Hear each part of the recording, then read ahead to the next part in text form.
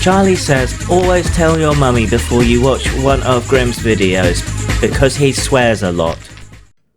You see a meme that totally pwns those libtard cucks, or those neo-Nazi fascists that are seemingly everywhere these days.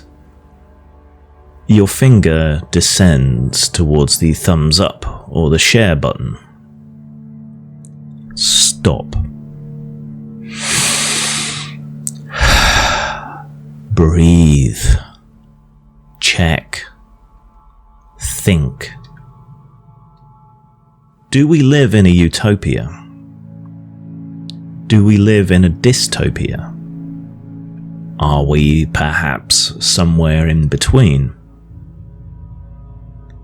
As a writer and game designer, it is my job, whether recreationally or professionally, to consider what if.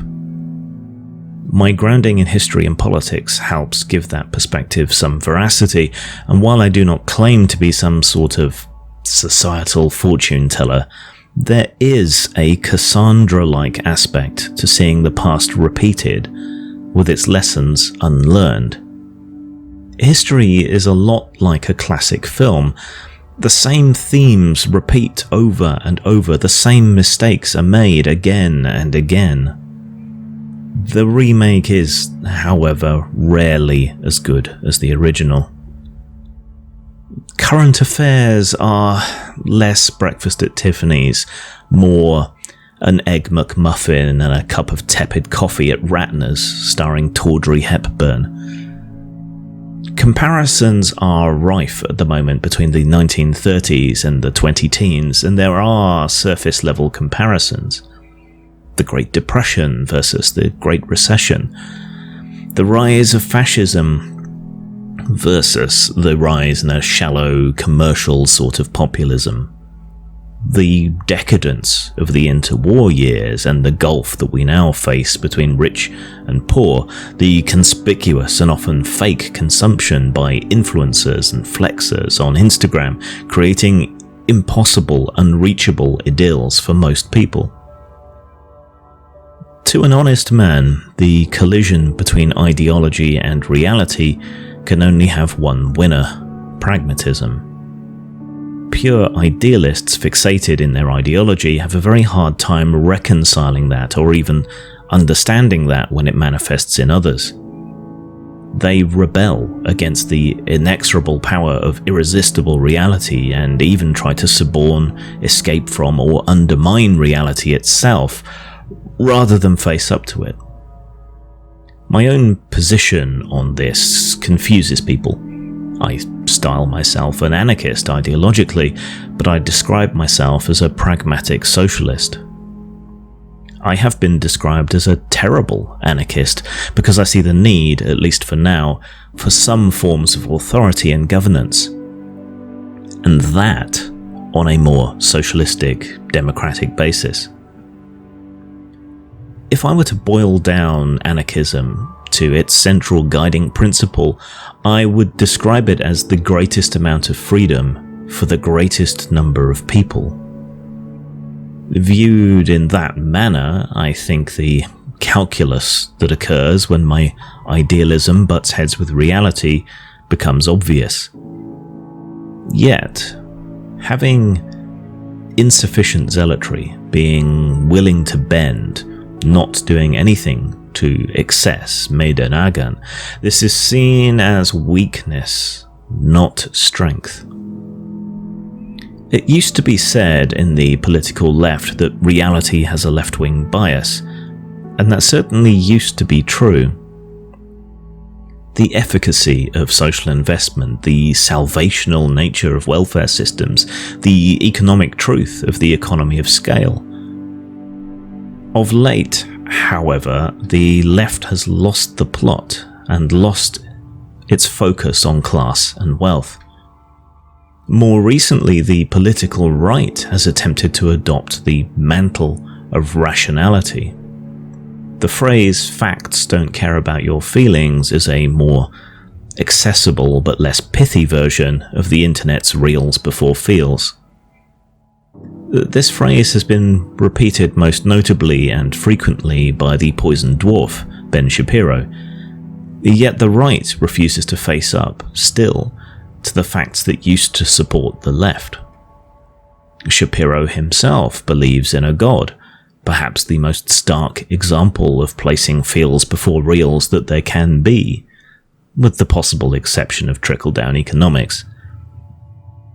In truth, both wings have their own versions of postmodern disintegration. On the left, their view of reality is undermined by a desire for reality to be better, fairer, an ought rather than an is.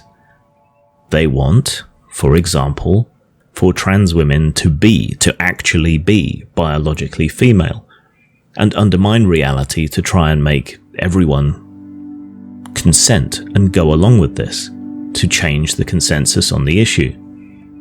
They mete out equal punishment to the understanding and compassionate realist as they do to the reactionary bigot, without recognizing the nuance or difference between the two. For the record, I am the former, but doubtless due to this video will be made out to be the latter. But I knowingly choose this example as being one of the most stark. Acknowledging biological reality does not mean you have to be a reactionary bigot. On the right, this undermining of reality is less proactive and more reactive. The denial of climate change, the cleaving to tradition and religion, the adoption of the religious practice of apologia brought into the political, economic and scientific spheres. Even when they're right, they are right for the wrong, most reactionary of reasons, almost by chance, and they are the least charitable about it when they are right. The failure on the left is not understanding that human nature cannot be altered. The failure on the right is not understanding that human nature can be altered. We can appeal to people's better angels, and the overwhelming majority of people are, when they are tested, compassionate, giving, helpful, cooperative, and altruistic. Besides our consciousness, the greatest marker for human success, as a species, is cooperation. And cooperation is a hallmark of left-wing ideologies. But there are people who are psychotic, selfish, violent, hyper-competitive. There is an aspect to our humanity as responsible as cooperation is for our success, and that the left recoils from. We need to channel the better parts of both. Healthy competition is, well, healthy. Non-pathological altruism is, well, non-pathological. We need both our independence and our community. We are neither ants nor tigers. The scale is tipped leftward by the fact that communal rights are also individual rights, but then individual rights in aggregate are also communal rights. This needn't be a zero-sum game, it needn't be communism or objectivism, yet everyone treats it as though it is, all or nothing. We need flexibility and adaptability more than ever before, and yet we seem to be recoiling from it into extremes of orthodox ideological purity that cannot and will not bend or cooperate, even where they agree. With ideas and ideologies, with policies and solutions, we need pragmatism. We need to be able to evolve or die. The cycle of change is speeding up, and this is undermining all the old structures. Shocks that used to happen perhaps once a century or even slower are now happening every 10 years or even more rapidly than that.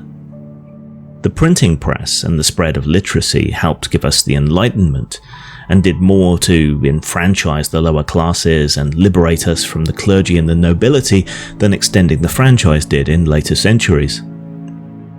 It put the great texts of the day, the knowledge of the day, including the Bible, into the hands of the lower orders without an intermediary and allowed them to intellectually compete with the clergy and the nobility. Now we regard intellectualism with derision and scorn. We spurn experts. We distrust the educated. And not without reason, as many aspects of academia have been undermined by ideology. We get upheavals like the printing press so very often now. In my scant 4 decades, the microprocessor has revolutionized business and made big data a force in our lives. Computers have come into the home and then into our pockets and then into everything.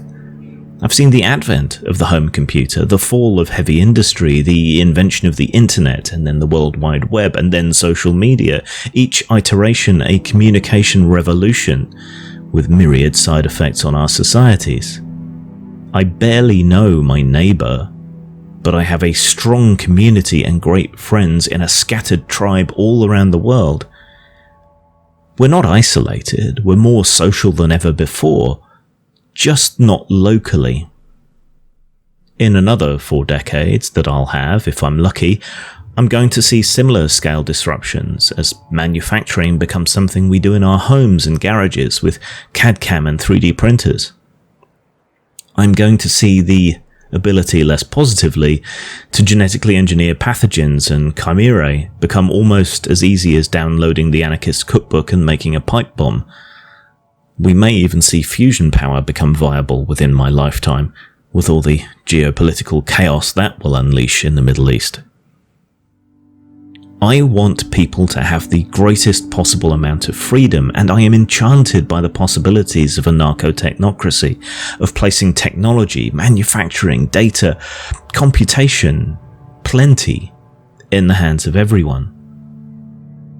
Do I want some disenchanted youth in Buttspunk, Ohio to run off a pathogen that targets teenage girls after every girl in the cheer squad turns him down for prom? No. Probably not. Do I want Jim Bob McWebtoes to be able to run off a 20mm cannon in his jailbroken Android home factory and to shoot up the IRS office? Again, no. Probably not. Yet, in a way, this is what we all already face, just in the information sphere. Something detached and less visceral for most of us. Anyone with a video camera and an internet connection, and that's almost everyone now given smartphones, everyone can upload their experiences, their point of view, no matter how insane, to the internet, and they'll find an audience. Maybe even a big audience, and it almost doesn't matter if what they're saying is true. The gatekeepers of information, whether legacy media or the big internet companies, they've abused our trust and they've lost our trust. They have lied about people. They have demonized people. Hyperbole and emotion, clickbait and hate clicks are profitable, but in the long term it is those things, more than the rise of the internet itself, more than InfoWars, more than citizen journalists, that has destroyed the mainstream media.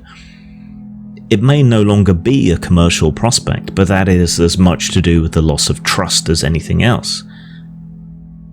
We need honest, trustworthy, fact-led media, but what is there that remains that fits that bill? Nobody, and increasingly we can't trust the internet companies. Everyone has something that they want to blame, but everything starts with individual actions. The only people ultimately that we have to blame for this are ourselves and for the failings in the future. Everyone fails, everyone gets it wrong, everyone gets angry, everyone has a bad day now and then, and everyone gets lazy. What matters is that we make the effort individually and collectively, even if it's not every single time. So do me a favour. Get a post-it note or a piece of paper, get yourself a pen, and write this on it. Stop. Breathe. Check. Think. Put that note in your phone case or stick it to your computer monitor, place it next to your keyboard, stick it to your wall, somewhere you'll see it. Next time, before you retweet, before you thumbs up, before you share or like or react, do what it says.